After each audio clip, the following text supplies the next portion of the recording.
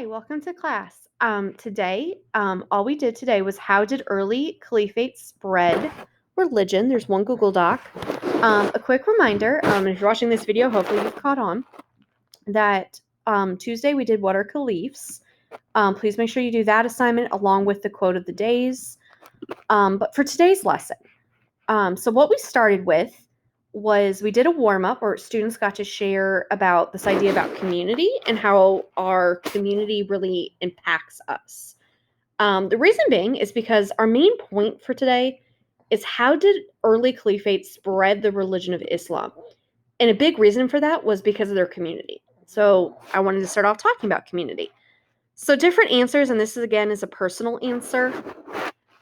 Different students share things like one shared about his neighborhood has Christmas lights and it brings joy to everyone in the community of his neighborhood. One student shared that in her neighborhood, they fixed up this one piece of land that was kind of run down. So now it looks really nice. Another student shared about bringing canned foods to like the homeless shelter or people in need. Of course, that always brings joy. I brought up things about school that in the past we've done things like Dance Gold to give money to students with cancer. But any of those answers or of that I just said, or if you can think of your own of just how your family, neighborhood, something has done something for others, it's kind of the answer we're looking for. We then did a background because I just wanted to review from Tuesday because if you don't understand these two words, the lesson can get kind of confusing. So the first question, and just a key helper, if you see a yellow box, that means you have to answer something there. So the first question was, how would you describe a caliphate to someone? This class had said that that's usually a group of people in charge after Muhammad dies. So we constantly are hearing that word when Muhammad dies, that Muhammad was in charge of Islam, and when he passed away, people didn't know what to do. So they created a caliphate, which was a large group of people. And then a caliph, which sounds like the word caliphate, is the one person in charge. But I just want to make sure you understood those words. So when you hear this word caliphate, you kind of understand what that means. We also talked about, it doesn't really say it in this source, but from Tuesday, the caliph is in charge of the military. So not only are they in charge of the religion and spreading religion, but they're also in charge of the people, the empire, and the military. That's a lot of control. So the first source that we did was source A called Dawa, and I apologize if I'm saying it incorrectly. So the beauty of this source, which I kind of jokingly said this one was my favorite, that it has a translation of Dawa, which appears in their holy book, the Quran, that through Dawa, and this is part of the answer, it means to share their beliefs. Another student said it's like inviting people, because it used the word invitation, that a part of their faith was to just simply talk about the religion. It was not by force, which is kind of this last sentence, Islam never declared the conversion, that a part of their faith in the Quran was just simply that spread the word, but you don't have to do it by force.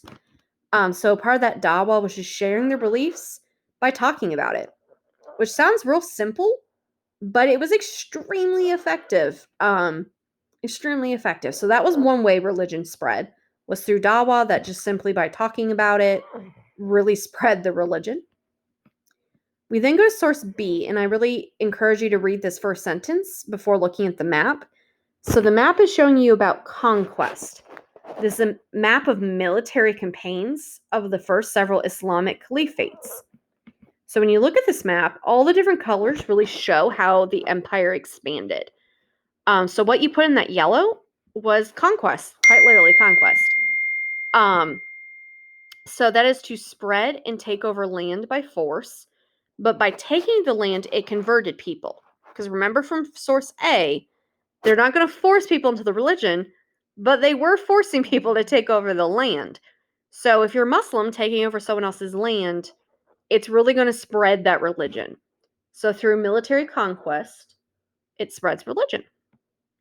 And again, at this point, this is a good point to hit pause to kind of copy that. So if I'm going too fast, don't forget you can hit pause. Source C is trading. and that's part of the answer. It's just trade. We have read this source multiple times. So if you're reading this, you're like, I've read this. It's because you should have. So with source C, we talked about in class that trading that Muslim merchants and sailors introduced local people to ideas and rituals of the new faith.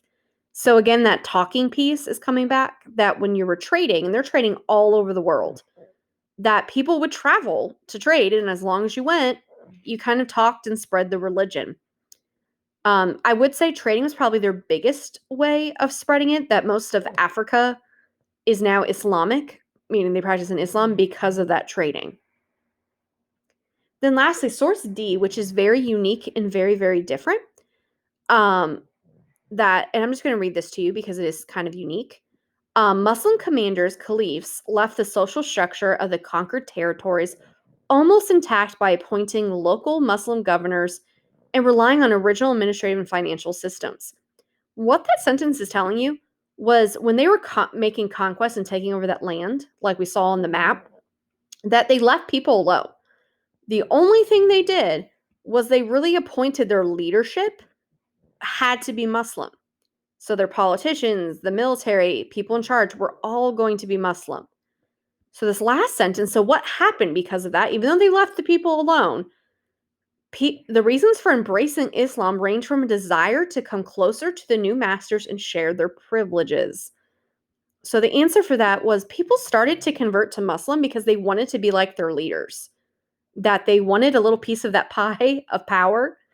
That if all your government is Muslim, it kind of slowly happened naturally that people, and you see this everywhere in the world, people wanted power. So if the people in power are Muslim, they slowly started to convert to Muslim. So that is it. What you have to do in the bottom is what you have to do. Explain which way you think is the most effective in spreading religion. You are allowed to do more than one. That if you want to pick 2 reasons instead of 1, sorry, I have hiccups, you're welcome to do that. So go back through this. Do you think it's source D because people wanted to become close to those in power? Do you think it's source C because of trading? Do you think it's source B because of conquest, that they're taking over land? Or do you think it was source A because they were just simply talking and sharing and inviting people to join? Please use evidence. Please try to write more than just a sentence. You can go back to the actual source and use parts of the source to quote it, to back up your claim. But please do not forget this bottom part again is mastery, which is worth more points. Please message me if you need any help. Bye.